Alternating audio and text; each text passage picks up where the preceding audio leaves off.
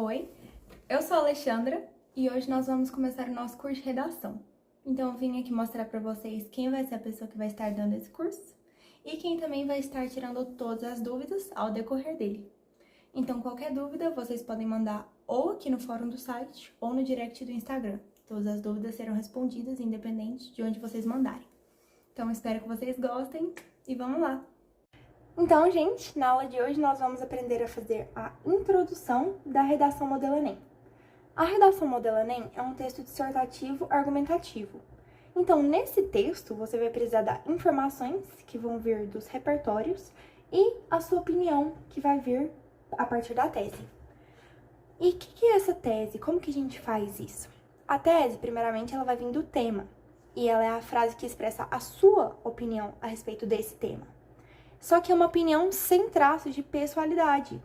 Então, como que nós vamos dar a nossa opinião sem falar eu acho, eu creio, eu penso? É o que nós vamos aprender aqui. Eu trouxe aqui 3 exemplos de tema que foram dados pelo Enem para ensinar vocês a como começar, como ter um norte de como fazer a tese. O primeiro tema: o estigma associado às doenças mentais na sociedade brasileira. Estigma é um sinônimo de preconceito, então você também pode usar preconceito para montar a sua tese, que foi o que eu fiz aqui no caso. E é muito importante que você coloque todas as palavras ou sinônimos do tema na sua tese. O estigma, o preconceito associado às doenças mentais na sociedade brasileira. Você acha que o preconceito ele é algo bom ou ele é algo ruim? Essa é a opinião que você vai dar a respeito desse tema e é com essa opinião que você vai formular a sua tese. Se você achar que o preconceito é algo bom, ok, você pode colocar isso na sua tese. Mas existe algo que a banca espera que você faça, a banca de corretores. E nesse caso, ela espera que você diga que o preconceito é algo ruim. Então nós vamos colocar: as doenças mentais sofrem preconceito na sociedade brasileira. Sofrer é um verbo que tem um sentido ruim. Então, essa é a minha opinião a respeito desse tema.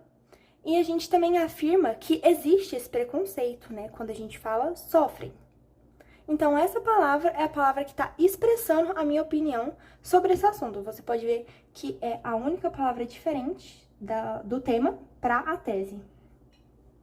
Nosso segundo tema é a democratização do acesso ao cinema no Brasil.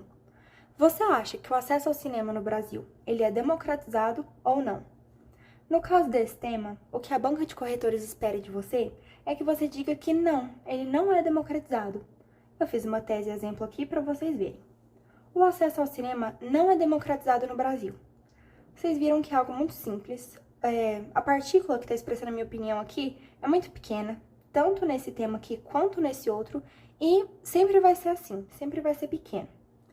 Para mostrar isso mais detalhadamente, vamos ver esse último tema: a manipulação do comportamento do usuário pelo controle de dados na internet. Esse é um tema um pouco maior, ele está falando de 2 assuntos ao mesmo tempo. É a manipulação do comportamento do usuário e o controle de dados na internet. E você vai ter que relacionar esses 2 assuntos. A forma que eu relacionei foi: o controle de dados na internet causa uma manipulação do comportamento do usuário. Então, a minha opinião é que, por causa do controle de dados na internet, há uma manipulação do comportamento do usuário. Vamos dar um exemplo de como ocorre essa manipulação para a gente entender um pouco melhor do que esse tema está se tratando? Você já se deparou com a situação de estar conversando sobre um produto com seus colegas e depois de uns minutos, quando você abre seu celular, você vê anúncios daquele mesmo produto, sendo que você não tinha ainda pesquisado sobre esse produto na internet? Pois é, nesse caso aconteceu uma manipulação do seu comportamento, você viu aqueles anúncios, você foi manipulado para ver eles, porque houve um controle de dados seus na internet. Eles ouviram o que você estava falando com seus colegas pelo microfone do seu celular. E isso é um exemplo de como esse tema ele se encaixa, de como esse tema ele pode ser tratado. Assim, nós terminamos nossos exemplos de como transformar os temas nas teses.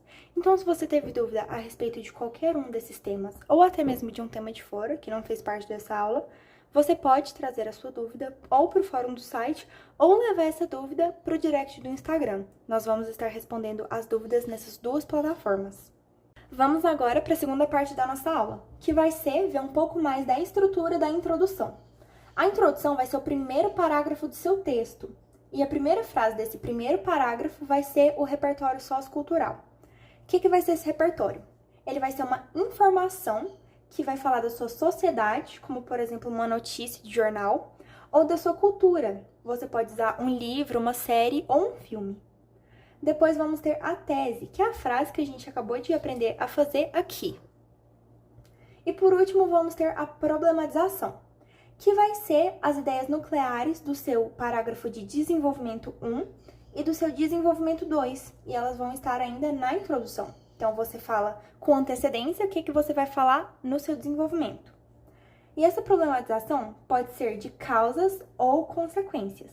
Então, você vai falar ou as causas de um determinado problema ou as consequências dele. Ou você também pode misturar, fazer um de causa ou um de consequência. Vai depender do que seu tema está pedindo. No caso de democratização do acesso ao cinema, ele te deixa livre para tratar tanto de causas ou de consequências. Mas, em alguns casos de temas, eles pedem especificamente as causas ou consequências. Então, é muito importante se atentar a esse detalhe. Para exemplificar a problematização, eu trouxe uma redação nota 1000 da Amanda, que fez o tema de 2019, Democratização do acesso ao cinema no Brasil. A Amanda fez uma problematização por duas causas. Então, para ela, as causas da falta de democratização do acesso ao cinema é devido à concentração das salas de teledramaturgia em regiões mais desenvolvidas economicamente e os exorbitantes preços dos ingressos e alimentos. E assim você faz uma problematização por duas causas. Por fim, eu trouxe uma estrutura mais detalhada das 3 frases que vão aparecer na sua introdução. A primeira delas, o repertório sociocultural. Você vai precisar colocar a informação e a fonte dela. Então, se você colocar uma notícia, você precisa colocar o jornal que fez essa notícia. Se você colocar um livro, você precisa colocar a autora ou o autor. E se você colocou um filme, você precisa colocar o diretor ou a diretora. Aí aqui vamos ver o exemplo da Amanda. Ela fez o inverso, ela colocou a fonte primeiro, que foi aqui a construção dos feudos, né? O feudalismo. E a informação nós vamos ver agora. Vamos ler o repertório dela por inteiro para ver como que ela colocou essa informação. A construção dos feudos, muros que delimitavam uma determinada área no período da Idade Média, segregou milhares de pessoas e impossibilitou o acesso a bens que somente a nobreza podia usufruir. Então, vemos que aqui é a fonte da informação dela, e a informação, de fato, vai começar a partir dessa vírgula.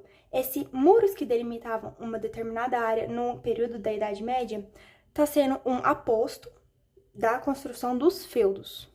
Então, como assim? Ela está com 2 informações aqui?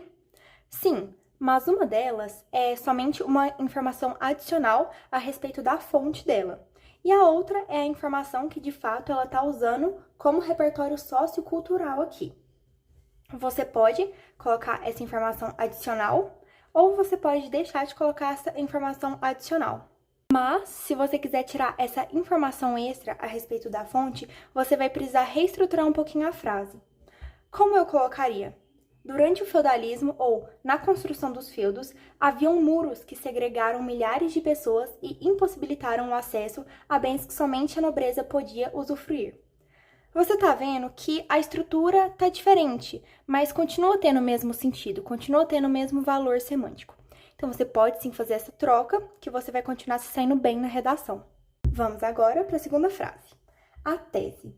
Na tese, você vai precisar primeiro colocar uma relação com o repertório, e para isso você vai usar um termo coesivo e o conteúdo da tese.